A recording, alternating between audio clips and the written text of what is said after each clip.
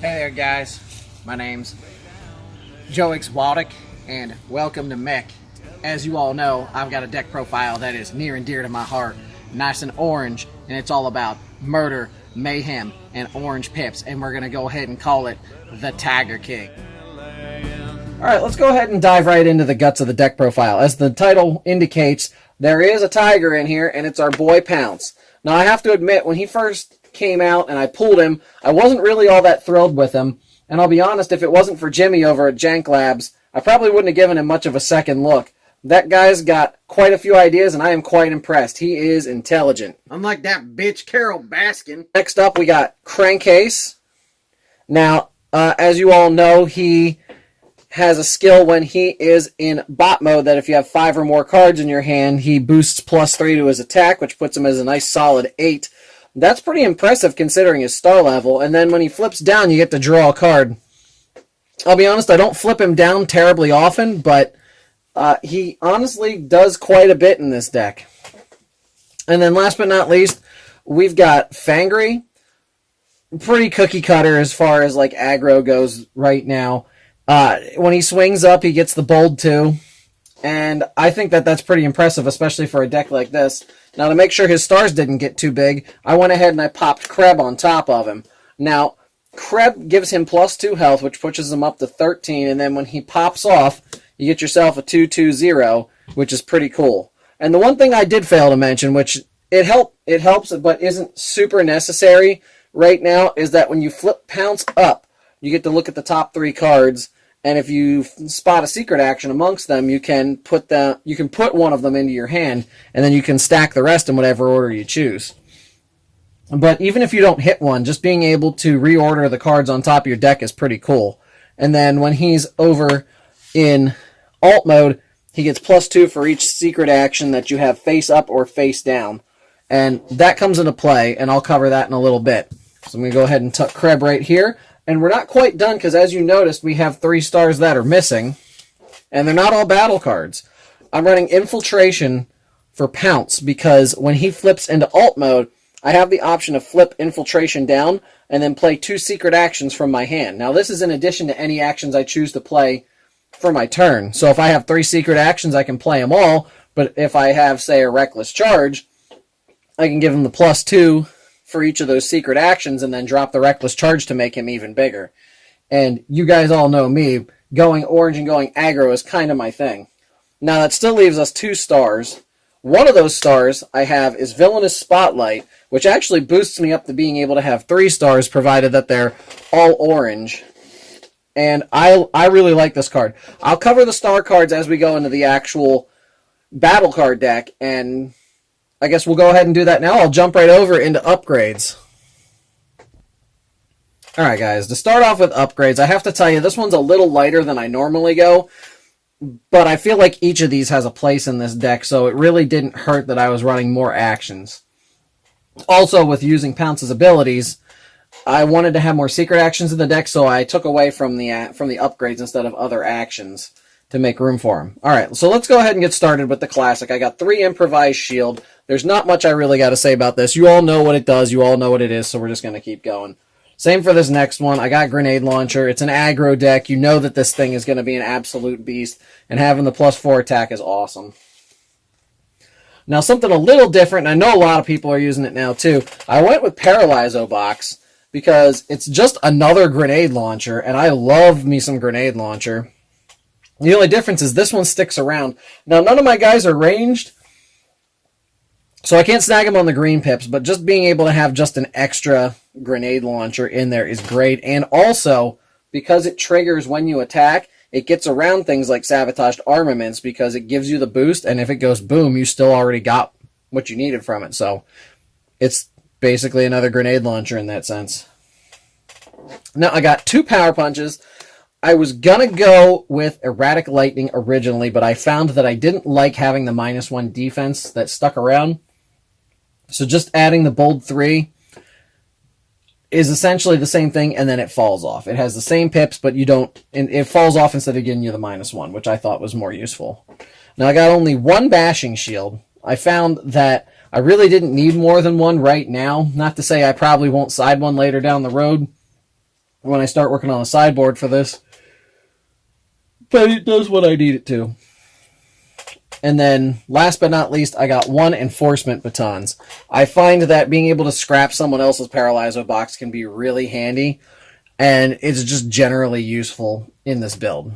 Alright, that being said, we're going to go ahead and jump out of here and get into the actions, which is the real meat of the deck.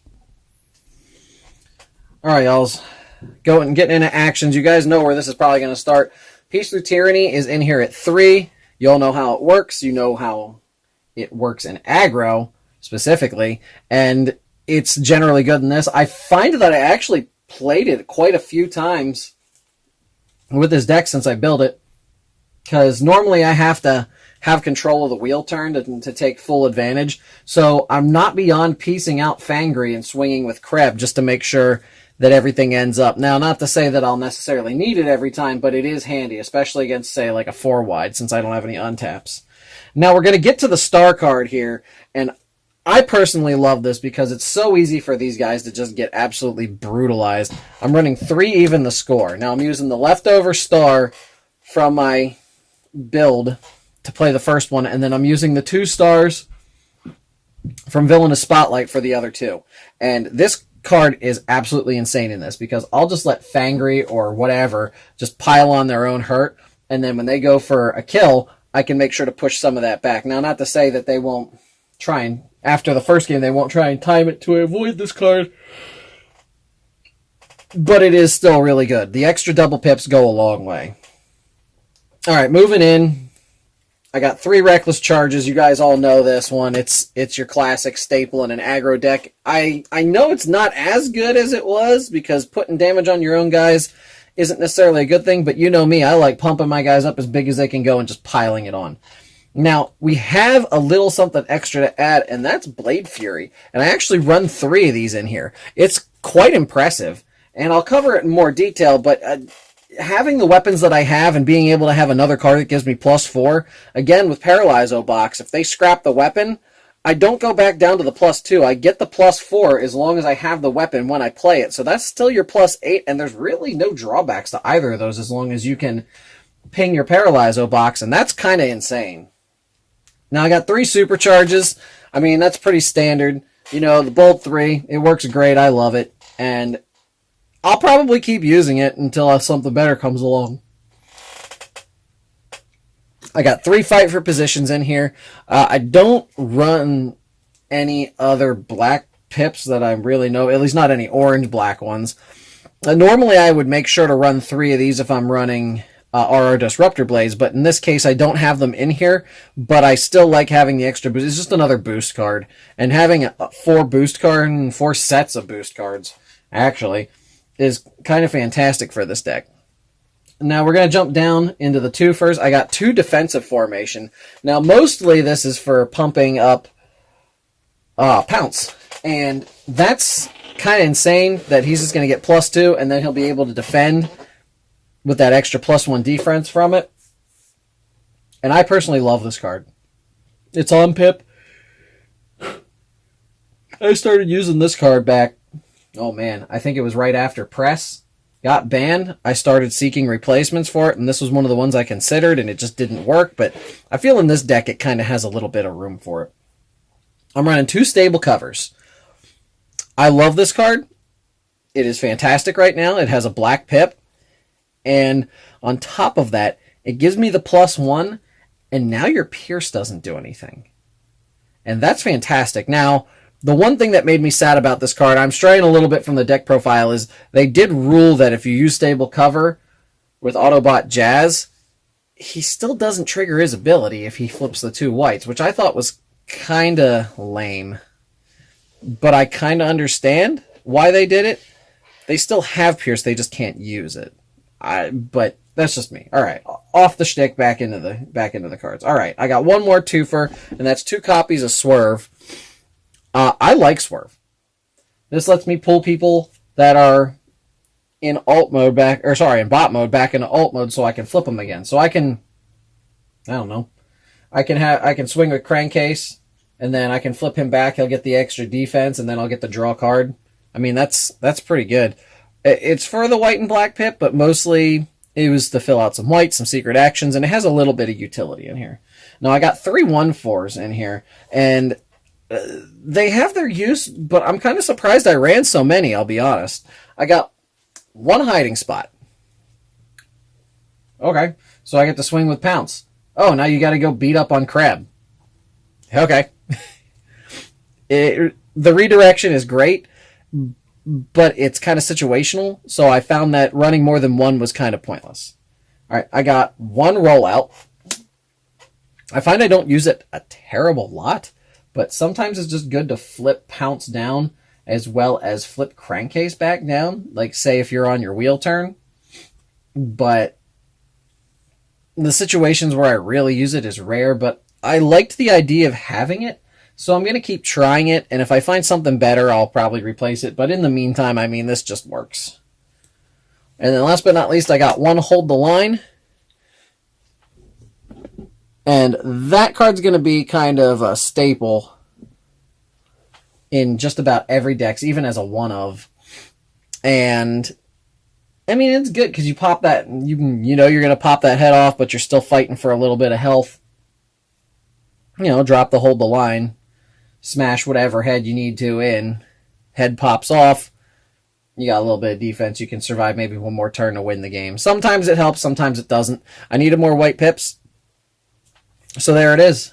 And that's pretty much all I got to say about that. So thanks for listening to me on that one. I'm going to go ahead and drop just one thing that I thought about the deck as far as the way it operates. Now this stipulates entirely into the wheel turn. So I'm going to go ahead and scoop all this stuff out of here and cover the best strategy I have for using this. And I know that it's going to be extremely situational in some games, but it's so much fun when it works. Okay, for the sake of argument here, we're going to assume that we're on the wheel turn here. I'm not going to have anything in play because, I mean, the paralyzers and the grenade launchers are easy enough to fall off, as are the power punches. So let's just assume that I don't have anything attached right now for the sake of this scenario. So we just untapped. It's my turn to go. I draw. Now, your big guy is undefended, so unless you've got stealth or a face down, I mean, I'm going to probably go for it. So what's going to happen is I'm going to equip Pounce with either a grenade launcher or a Paralyzo box. So we're going to make sure to max out his attack by giving him the biggest boost possible. Now I'm going to flip Pounce down, and we're going to trigger Infiltration. That's going to let me play 2 face down. So for the sake of argument, I grab Defensive Formation and Stable Cover. So we're going to go ahead and set those face down. As per usual, I drop my Jellyfish on top of it so I don't forget they're there. And now, just to add the insult to injury to make him as big as humanly possible, I'm going to drop either a Reckless or a Blade Fury onto Pounce to give him another +4. So he's going to swing into your big guy. And we're going to assume, we'll just assume that Paralyzo box triggered or I've got Grenade Launcher. So he's going in for 5, 6, 7, 8, 9, 10, 11, 12, 13, 17 base. That is huge. There are so few things that will be able to stand up to that, and that's before flips. If you flip 2 double oranges, which is with 9 of them in the deck, you have a decent chance of hitting probably one of them. I mean, that can push all the way up to 21, and that's assuming you don't hit any white pips either. This little kitty is crazy. He is quite the tiger.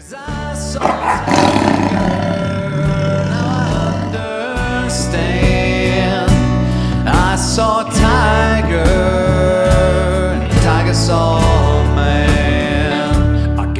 I want to thank y'all for coming out and spending some time with me. There will be some new gameplay and more deck profiles coming down the pipeline. I want to thank y'all for being awesome, and remember to make every card hurt. Woo!